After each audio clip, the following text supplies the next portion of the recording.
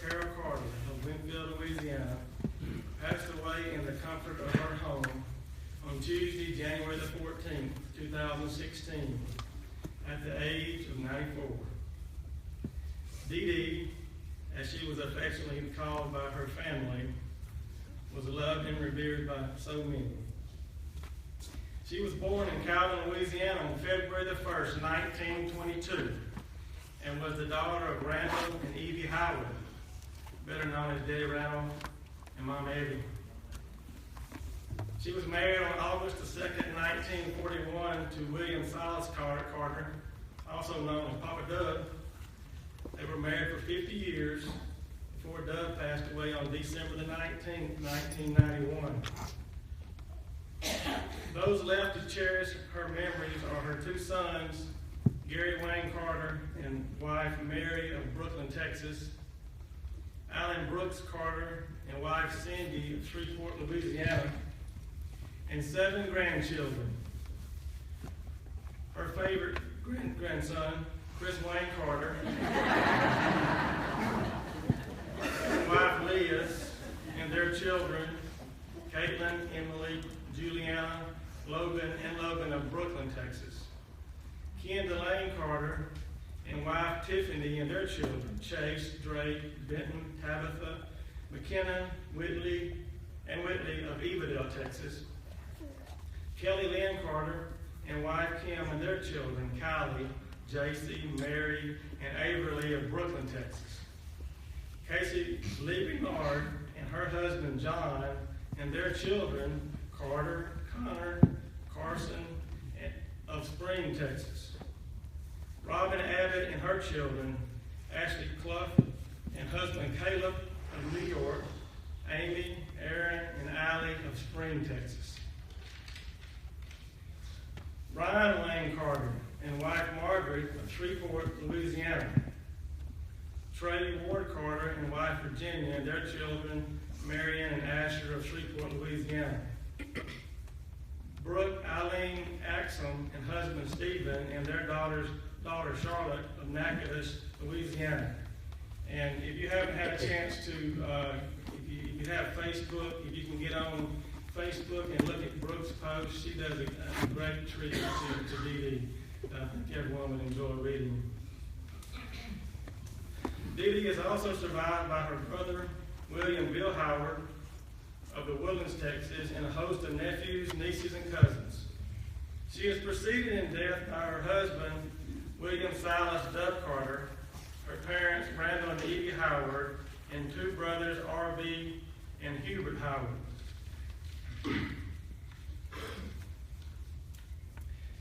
I was, a few years ago, I was at Deedee's house, and we all the time sat in the living room, and we just talked. I remember Mom was there with us. I'm not sure who all else, but somehow or another, this was probably 5 or 6 years ago, somehow or another we got to talking about the funeral and what we were going to do at the funeral. And I remember Deedee, she said, don't get up there and make it's not a sad thing. She said, I've had a good life. I really enjoyed it. I have to count my blessings, so do that. And she said, now, Chrissy, if you do get up there, you make sure you say some good things about me then. And she said, now, it can be a little bit sad, and it's okay to cry a little bit. Those are the instructions for the funeral today.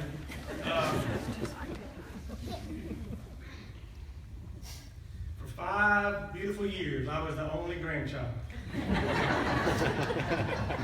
then the rest of them just came along kind of in a herd, so I really wasn't the favorite.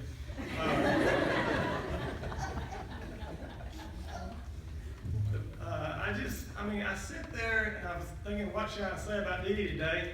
And just a flood of memories come to my mind.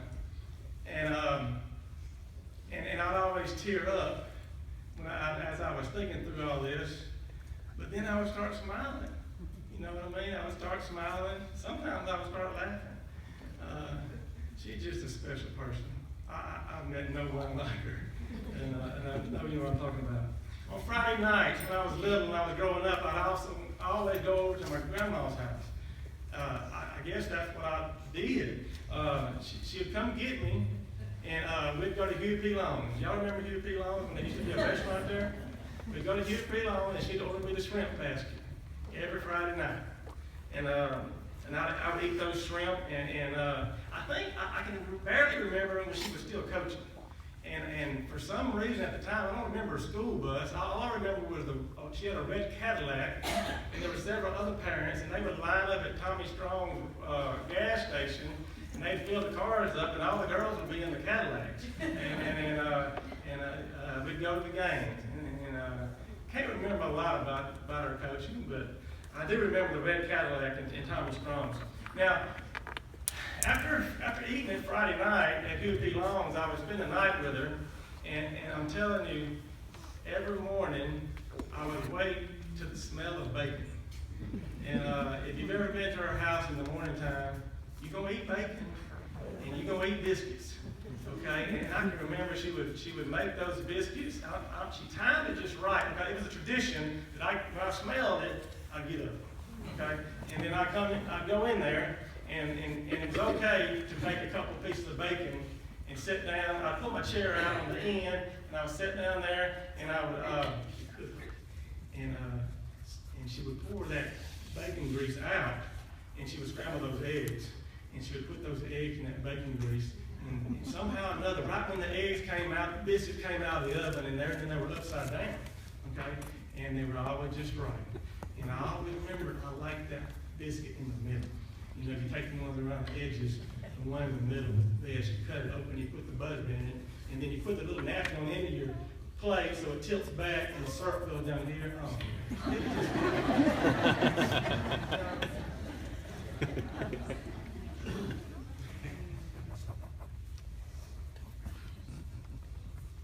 That was Saturday. Okay, then Sunday comes. We go to church Sunday morning, and we got to go to Deedee's house for lunch every Sunday. Every Sunday we'd go to Deedee's house for lunch and watch the Saints. They weren't very good then. And she would fry chicken. Fried chicken. The house if you go to the house right now, it kind of smells like fried chicken. She fried so much chicken in that house. And I remember chocolate pie, and I remember cantaloupe that she cut up and put a lot of sugar on it. I don't remember any vegetables. I know there were some in there. I know she cooked vegetables, but they didn't make a lasting impression on mine. The reason I say that is Deedee loved, the way she showed her love was through food. And she cooked for us all the time. And she's probably cooked for you. I know, and she was always making something and carrying somebody for them to eat. A few more stories I want to share before I sit down. I used to go fishing a lot on Sling Lake, and we'd go hunting a lot. And I hunted and fished a lot with my daddy, and I also hunted and fished a lot with my Uncle Ronnie. And it was just kind of a tradition, you know. If you got a big deer or you caught a big fish, you had to go by Deedee's house and you show her, you know, and you go with the deer and you go talk, hey Deedee, come out here like this. And I'd pull the fish out, and Ronnie and I'd be saying, I'd pull the fish out, big old bass, Deedee, look like I ooh, there they go. And I said, Deedee, I caught this. She goes, Ronnie, you caught that fish, didn't you? No, Deedee, I caught this fish. Ronnie, tell the truth. Ronnie, silence. No one I caught the fish, don't say a word. Full credit for it.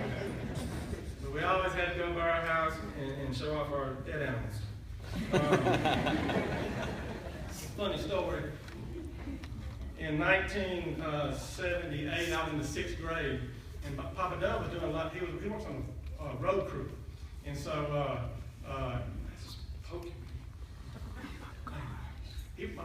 my grandfather worked on the road crew, and sometimes he'd be gone for weeks and weeks. So if we could, Deedee would come get me, and we'd go see Papa Dub, and we'd get there. And I remember she said, well, what you want to do? Because all we did was eat. We eat all the time. You know, that's what we do. I said, Deedee, we're going to go to a movie this time. And I said, there's a good movie coming out. I'm in 6th grade now. I said, a good movie coming out. It's got John Travolta in it, and Olivia Newton-John, and it's called Grease. And we're going to go watch the movie. She said, okay. And I said, it's rated PG, though, I think. So, okay, we're going to go. We went and watched that movie. When we got through it, she said, oh, Chris, that was a bad movie. In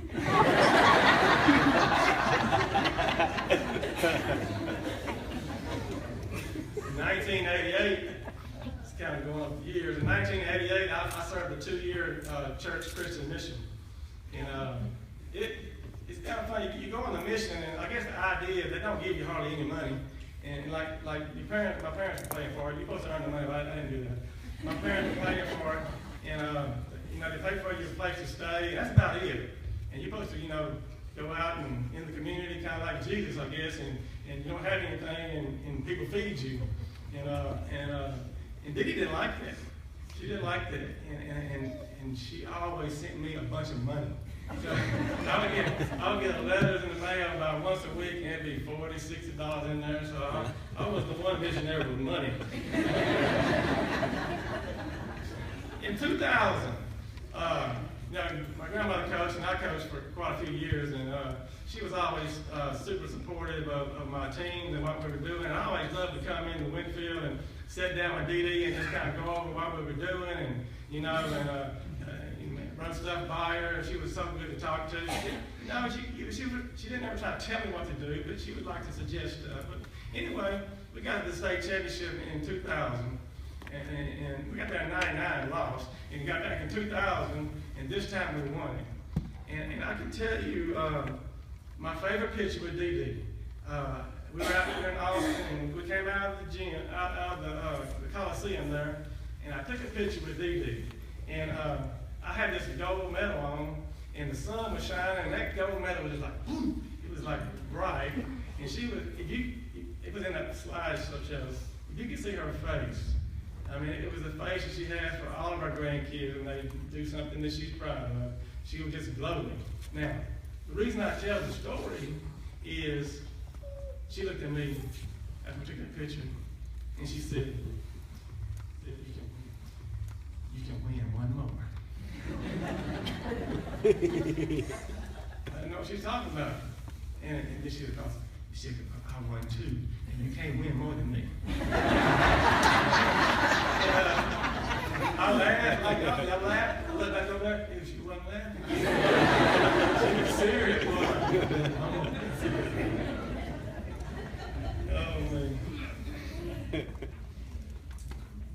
Oh, man. 2013, I'm a principal at an elementary school now. And in 2013, I've been there 11 years. I've given them every year at school, teachers come back, I give them a motivational speech, get them fired up, But I've given the same speech for quite a few years now. And I said, I gotta do something different. I'm bringing Deedee in. So I called, I said, Mama worked for me, I'm her boss. I said, Mom, you think Deedee come up here and speak to her? She said, I don't know, Chris, I said, I think she can do it. And we talked to her. I'm telling you people, I would not take $1 million for that day she came over to Fred, Texas, and lived my faculty meeting. They were past motivated when it was over with. Okay? She could just inspire. She can inspire people, and I want to say, well, wait a second, remember, I'm the boss here, not but she just fired everybody up. She had a quote that said, good, better, best, never let it rest till the good is better and the better is the best. And she had them all chanting. We were chanting. A couple weeks later, I came to school, and all the teachers had bought shirts with the back of it. It said, good, better, best, never let it rest.